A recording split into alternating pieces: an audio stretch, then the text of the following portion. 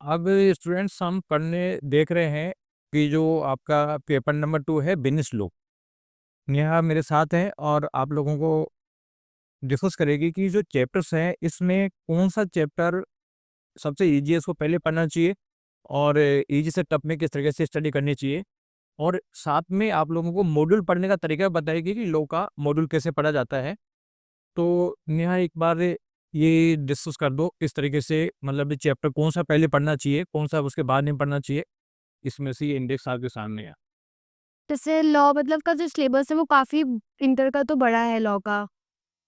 तो उसमें जैसे चैप्टर 1 है, इसको तो मतलब स्किप कर सकते हैं, क्योंकि डेफिनेशन वाला है तो ऑटोमेटिकली इनमें कवर हो जाएगा।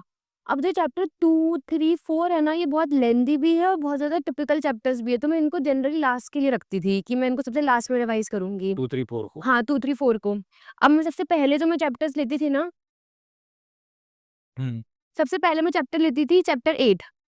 चैप्टर 8 सबसे पहले। हाँ, क्योंकि चैप्टर 8 आई थिंक सबसे ईज़ी भी है और बहुत ईज़िली रिवाइज़ भी हो जाता है। तो उसमें हार्डली आपको 30-45 मिनट्स लगते हैं रिवाइज़ करने में, अगर आप लाइन टू लाइन भी करते हो तो, ठीक है? उसके बाद मैं लेती थी चैप्टर 10 ऑडिट एंड ऑडिटर्स, क्योंकि ये भी ईज़ी चैप्टर है, लैंग्वेज इतनी टफ नहीं है, 40-45 पेजेज़ का चैप्टर है। उसके बाद मैं जनरली लेती थी chapter 11 companies incorporate outside the India. इसका थोड़ा पोर्शन जो है वो हमारा इसके फाउंडेशन का भी होता है, और थोड़ा जो नया पोर्शन है वो भी ईज़ी है और छोटा चैप्टर है ये भी, तो मैं पहले छोटे चैप्टर करती थी। फिर मैं लेती थी एलएलपी। 8, 9, 10 के बाद में 12 ले लिया एलएलबी। हाँ, अभी एलएलपी का भी जो काफ़ी स्टार्टिंग का पोर्शन है वो हमारा फाउंडेशन का जैसा ही है, तो वो तो बहुत ईज़िली रिवाइज़ हो जाता था, और जो पीछे का पोर्शन है वो भी ईज़ी है, इसमें छोटा ही चैप्टर है ये भी। तो उसके बाद मैं लेती थी इसको। इसके बाद मैं लेती थी फेमा को। हेमा को।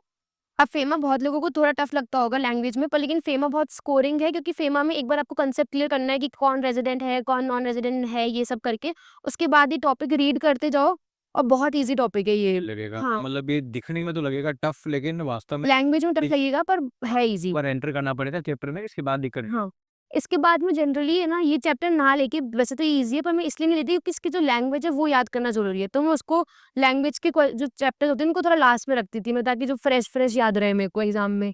उसके बाद मैं लेती थी 5th और 6th। इसके बाद में 5th एंड 6th। हाँ, क्योंकि अब ये दोनों चैप्टर्स भी है ना 5th और 6th में एक साथ लेती थी दोनों चैप्टर्स को, और ये दोनों चैप्टर्स भी पहले वाले मॉड्यूल से सबसे ईज़ी जो चैप्टर्स है वो ये दोनों ही हैं। दोनों। तो मैं पहले इनको कवर करती थी। उसके बाद मैं आती थी चैप्टर 9 पे। अब अकाउंट्स ऑफ कंपनीज़ चैप्टर तो काफ़ी लेंदी है, पर इसको अगर आप 1-2 बार पढ़ोगे ना तो इन चैप्टर से ईज़ी लगेगा लेंदी वाले में से। क्योंकि जैसे इन चैप्टर 9 लेंदी है, ये लेंदी है, ये लेंदी है, तो सबसे लेंदी में से मैं ईज़ीएस्ट बताऊँ ना तो ये वाला है अकाउंट्स ऑफ कंपनीज़। इसकी लैंग्वेज वगैरह भी ईज़ी है और स्कोरिंग भी है ये, क्योंकि इसमें इतने डीप प्रोविजंस नहीं है कि समझ में ना आए, ऐसे। कुल की लेंथ हो लेकिन ईजी हो तो हाँ, अच्छा है, कोई दिक्कत नहीं है। उनके बाद में उठाना स्टार्ट करती थी इन चैप्टर्स को, जिसमें मैं सबसे लास्ट में उठाती थी चैप्टर 2 को। क्योंकि ये चैप्टर मुझे मतलब बिल्कुल अच्छा नहीं लगता था, इसकी लैंग्वेज वगैरह सब मेरे को अच्छी नहीं लगती थी। तो मैं पहले चैप्टर उठाती थी 4 को, क्योंकि 4 है लेंथी, पर थोड़ा अकाउंट से रिलेट हो जाता है ये हमारा शेयर कैपिटल डिबेंचर्स, तो वो रीड करते जाओ, अच्छा लगता है। समझ जाओगे ना तो इंटरेस्टिंग चैप्टर है। फिर मैं उठाती थी prospectus and allotment of securities, और फिर मैं सेकंड पे आती थी। तो ये हो गए मेरे चैप्टर जो मुझे कंसेप्ट वाले हैं। अब जैसे जो लास्ट के जो मैंने 2 चैप्टर छोड़ रखे थे, ये चैप्टर 1 और चैप्टर 2। 2। अब इनमें क्या है, इनमें समझने के साथ-साथ आपको रटना पड़ेगा। ये मैं ऐसे 2 चैप्टर्स इनको मैं बोलूँगी कि इनकी जो लैंग्वेज है ना, वो टिपिकल लैंग्वेज है, जैसे इंटरप्रिटेशन की तो स्पेसिफिकली। तो इसमें थोड़ा बहुत तो रटना पड़ेगा, तो मैं भी रटती थी। तो इसलिए मैं इनको लास्ट में उठाती थी, पहले जीसी को और फिर इंटरप्रिटेशन को, ताकि मुझे फ्रेश याद रहे एग्ज़ाम के लिए बिल्कुल। तो मैं ऐसे है ना इनको अरेंज करती लेकिन थी। मतलब लास्ट में जितना जितना नज़दीक पड़ा होगा, जितना पास में पड़ा होगा, उतना ही जो है वो ज़्यादा याद होने की पॉसिबिलिटी होती है। तो ये हमारा डिस्कशन हो गया कि लॉ का कौन-कौन से चैप्टरों का कौन-कौन सी प्रायोरिटी पे देना चाहिए। अब नेहा, जैसे लॉ है, लॉ सब्जेक्ट हो सकता है बच्चों को अच्छा लगे, नहीं लगे, लेकिन इसके मार्क्स जो है ना, वो बहुत मुश्किल से आते हैं।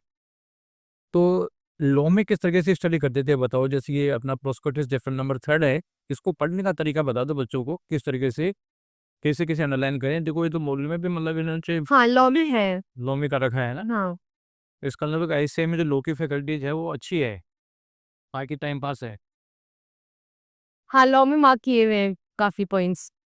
तो इसमें देखो किस तरीके से पढ़ते थे, मान लो आपको प्रॉस्पेरस पढ़ना है, तो कहाँ कैसे अंडरलाइन करते थे, क्या करते थे, थोड़ा-सा? जैसे सबसे पहले तो मैं सेक्शन मैंने याद नहीं किए थे। मैंने एक भी एग्ज़ाम में सेक्शन नहीं लिखा था। हाँ, किसी के 1-2 के याद हो गए तो लिख दिए। वैसे मैंने कभी भी सेक्शन याद नहीं किए, एफर्ट नहीं लगाया, तो वो तो मैंने नहीं किए थे बिल्कुल भी। उसके अलावा लॉ में मैं पहले क्या करती थी, लॉ में मैंने सबसे पहले बुक नहीं पढ़ी थी आईसीएआई की। पहले हमें जो क्लासरूम में सर है ना बताते थे, नोट्स बनवाते थे, पहले मैंने कांसेप्ट क्लियर करने के लिए, क्योंकि कांसेप्ट मेनली प्रोविज़न होते हैं लॉ में, तो मैं पहले उनको पढ़ती थी नोट्स को। उसके बाद जब मैंने एक बार पूरे नोट्स पढ़ लिए और मुझे कांसेप्ट क्लियर हो गया कि मुझे पता है कि अब मुझे इसका आंसर क्या होगा, पर मेरे को लिखना देखना है उसको। तो उसके बाद मैं मॉड्यूल पे शिफ्ट हो गई थी। अब मॉड्यूल में मैं ये करती थी, मुझे कांसेप्ट क्लियर है तो मैं सिर्फ पढ़ती जाऊँगी लाइन टू लाइन उसको, ताकि मुझे उसकी लैंग्वेज जो है वो याद होती जाए।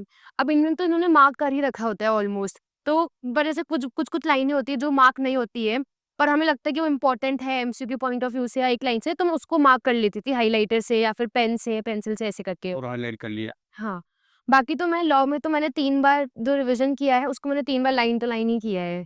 मतलब एक बार नोट्स पढ़े, नोट से ब्रॉड आउटलाइन बन गया, ब्रॉड आउटलाइन के बाद में डिटेल स्टडी यहाँ से हो गई, तो प्रेजेंटेशन का तरीका पता चल गया कि तरीके अपने को प्रेजेंट करना है कितने। हाँ।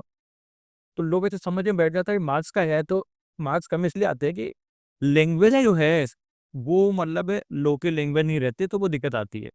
अब जैसे मान लो ये दे रखा है कि भाई ठीक है, किस तरीके से देंगे, किस तरीके से नहीं देंगे, तो ये लैंग्वेज ये आनी चाहिए, ऐसे की रिक्वायरमेंट अब जैसे इसमें तो ये इन्होंने वर्ड मार्क कर रखे हैं ना, तो मैं मेनली इन पे फ़ोकस करती थी, क्योंकि इन्होंने मार्क कर रखे हैं, मतलब इनको चाहिए ही आंसर में। नहीं, बिल्कुल सही है, बहुत अच्छा कर रखा है इन्होंने। कुछ सब्जेक्ट में तो कितना शानदार कर रखा है। अब इससे अच्छे नोट्स कहाँ से मिलेंगे मतलब बाज़ार में है। बच्चे क्या है कि मार्केट में घूमते हैं, नोट्स नोट्स वगैरह, और आधा कंटेंट पढ़ते हैं, आधा नहीं पढ़ते और ज़िंदगी खराब करते हैं। अब इससे फिर जी क्वेश्चन भी दे रखे होंगे इस चैप्टर में, हाँ, तो इस चैप्टर में जैसे क्वेश्चन निकाले हैं, तो इसमें प्रॉब्लम बेस्ड क्वेश्चन सोल्व करने का तरीका क्या है? जैसे मान लो अ, ये इसके नीचे। ये इसके नीचे हैं। हुँ। अब जैसे मान लो ये है क्वेश्चन नंबर 5 है। अब इस 5 का कैसे सॉल्यूशन दोगे बच्चों को? बताओगे किस तरीके से प्रोविज़न लिखोगे, किस तरीके से क्या है, क्या नहीं है? कन्फ्यूज़न कैसे दोगे? अब जैसे मैं क्या करती थी, सबसे पहले तो मैं आईसीएआई के है ना सजेस्टेड आंसर्स देखती थी, कि आईसीएआई खुद कैसे है ना लिखता है। अब उसमें देखोगे तो इसके आंसर्स में पूरा-पूरा पैराग्राफ लिख देता है। तो मैं भी ये करती थी, मैं सबसे पहले तो प्रोविज़न लिखती थी, और प्रोविज़न में मैं ट्राई करती थी कि मैं जो लैंग्वेज है एज़ इट इज़ उसको लिखने की कोशिश करूँ। अब कैसे भी लिखूँ, पर उसको लिखने की कोशिश करूँ, थोड़े बहुत मॉडल वर्ड्स। थोड़ा बहुत याद ही मॉडल में से रहेगा। हाँ, वर्ड्स वही याद रहेंगे, आपको खुद से इतना फॉर्म करने की ज़रूरत पड़ेगी नहीं, वो तो बेसिक इंग्लिश बनानी पड़ेगी। तो पहले मैंने प्रोविज़न लिखा, उसके बाद मैं लिखती थी, इसी क्वेश्चन से उठाती थी मैं फैक्ट। उसके लिए खुद से नहीं लिखती थी, मैं जैसे फॉर एग्ज़ाम्पल कोई लाइन है जिसमें उन्होंने कोई फैक्ट बताया है, तो मैंने उसी लाइन को लिख दिया कि इस क्वेश्चन में जो ये फैक्ट बताया गया है। उसके बाद अब जो मेरा कंक्लूजन बना है ना, उसको मैं कोट करती थी अपनी लैंग्वेज में, क्योंकि कंक्लूजन तो बुक में नहीं होता है, कंक्लूजन आपको बनाना पड़ता है। तो प्रोविज़न में बुक की लैंग्वेज जितनी में से होती थी, फैक्ट में मैं जो क्वेश्चन की 1-2 लाइन उठा के और थोड़ा बहुत खुद का ऐड करके, हाँ, डिटेल। और फिर कंक्लूजन खुद की लैंग्वेज से, तो मैं ये ना अप्रोच करती थी। और बाद में कन्क्लूज़न दे दिया। हाँ। तो ये लो का तरीका हो गया, तो लो का कुल मिला के जो है अल्टीमेटली आईसीएआई के एसएम से डिटेल्ड पढ़ेंगे तो उसका जो है उसका बेनिफिट मिल जाएगा।